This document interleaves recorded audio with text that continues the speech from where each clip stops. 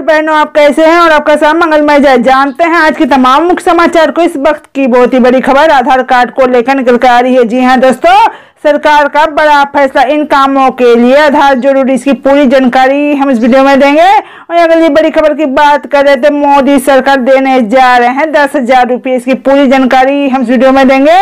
और अगली बड़ी खबर की बात करें तो मौसम का अलर्ट जारी, इसकी पूरी जानकारी हम वीडियो में देंगे।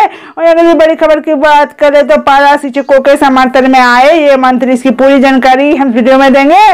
और अगली बड़ी खबर की बात करें तो सुकन्या समृद्धि खाता धारकों के लिए जरूरी खबर, इसकी पूरी जानकारी हम इस वीडियो में देंगे। साथ ही अन्य बड़ी काम की खबर निकल कर आ रही है, इसलिए वीडियो को अंत तक जरूर देखना। इससे पहले झारखंड की ताजा कोरोना अपडेट। झारखंड में कुल कोरोना संक्रमितों की संख्या 1,21,261 पहुंच चुका है। वहीं कोरोना को मात देकर स्वस्थ हुए संक्रमितों की संख्या 1,19,409 है। वहीं कोरोना से मरने वाले संक्रमितों की संख्या 1,096 है। इस समय झारखंड का एक्टिव केस 756 है। दोस्तों, आगे की खबरों के बढ़ने से पहले आप हमारे चैनल को प्लीज सब्सक्राइब कर ले, क्योंकि हमारे चैनल पर झारखंड से जुड़ी और पारा शिक्षा से जुड़ी लेटेस्ट जानकारी सबसे पहले, सबसे तेज और सबसे आगे मिलती है। दोस्तों, वीडियो को लाइक नहीं किए तो लाइक जरूर कर ले, क्योंकि एक लाइक पाना ही हमारा उद्देश्य होता है। तो चलिए दोस्तों, जानते हैं एक एक करके तमाम मुख्य समाचार को। पहली बड़ी खबर की बात कर ले तो सुकन्या समृद्धि खाता धारकों के लिए जरूरी खबर। अगर आपने भी अपनी बेटियों के अच्छे भविष्य के लिए सुकन्या समृद्धि खाता खुलवाया है तो 10 दिन यानी 31 मार्च तक खाता में पैसा जमा कराने की आखिरी तारीख है। इसके बाद आपको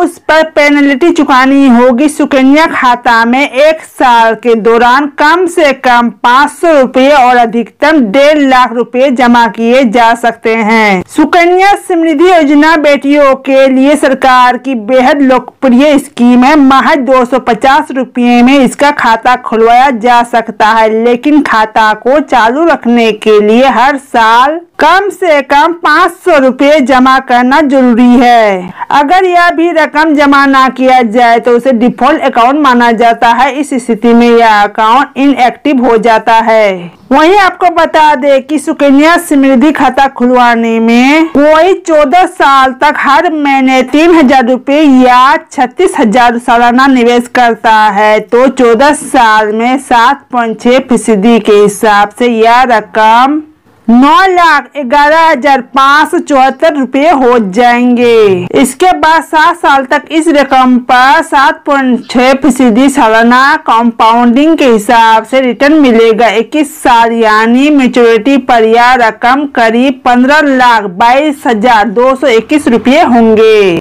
वहीं मंथली 12,500 रुपये या 1.5 लाख रुपये सालाना निवेश करते हैं, ऐसा आपको 14 साल तक करना होगा। 14 साल में 7.6% सालाना कंपाउंडिंग के हिसाब से यह रकम 35,98,225 रुपया हो जाएगी। इसके बाद 7 साल तक इस रकम पर 7.6% सालाना कंपाउंडिंग के हिसाब से रिटर्न मिलेगा। 21 साल यानी मेच्योरिटी पर यह रकम करीब 63,42,579 रुपये होगी। वहीं अगली बड़ी खबर की बात कर ले तो पारा शिक्षकों के समर्थन में आए ये मंत्री। विधायक डॉक्टर लंबोदर महतो ने कहा कि राज्य सरकार पारा शिक्षकों सहित अनुबंध व संविदा पर कार्यरत कर्मियों की समस्या के समाधान को लेकर पहल करे। स्थायीकरण और वेतनमान की मांग को लेकर राज्य भर के विभिन्न जिलों से आए पारा शिक्षकों ने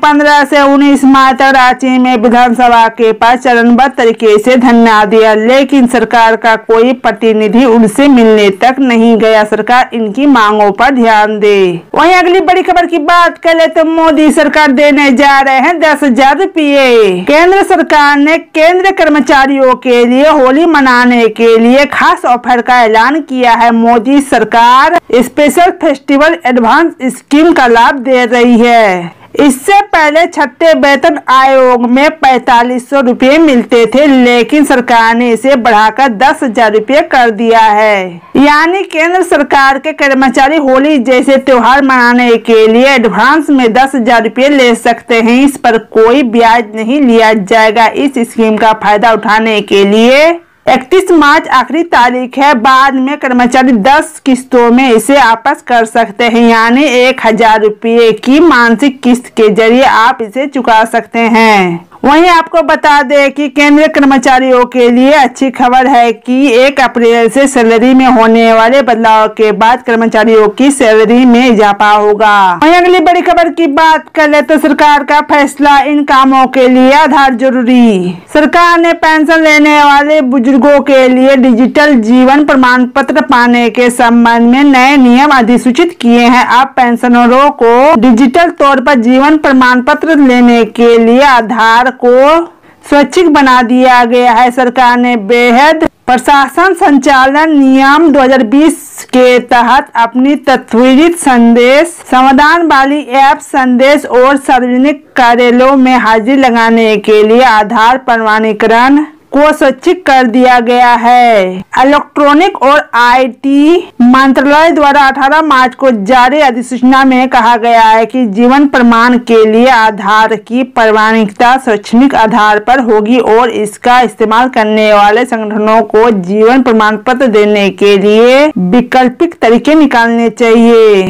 इस मामले में एनआईसी को आधार कानूनी 2016, आधार नियमन 2016 और कार्यालय ज्ञापन तथा UIDAI द्वारा समय समय पर जारी सर्कुलर और दिशा निर्देशों का पालन करना होगा। पेंशनरों के लिए जीवन प्रमाण पत्र की शुरुआत तब की गई जब कई बुजुर्गों को पेंशन लेने के लिए अपने जीवित होने की सत्यता के लिए लंबी यात्रा कर पेंशन वितरण करने वाले एजेंसी के समक्ष उपस्थित होना पड़ता था, या फिर वह जहां नौकरी करते हैं वहां से उन्हें जीवन प्रमाण पत्र लाना होता था और उसे पेंशन वितरण एजेंसी के पास जमा करना होता था। डिजिटल तरीके से जीवन प्रमाण पत्र जारी करने की सुविधा मिलने के बाद पेंशनरों को खुद लंबी यात्रा कर संबंधित संगठन अथवा एजेंसी के समक्ष उपस्थित होने की अनिवार्यता से निजात मिल गई। लेकिन कई पेंशनरों ने अब इस मामले में शिकायत की है कि आधार कार्ड नहीं होने की वजह से उन्हें पेंशन मिलने में कठिनाई उठानी पड़ रही है अथवा उनके अंगूठे का निशान मेल नहीं खा रहा है। इसके लिए कुछ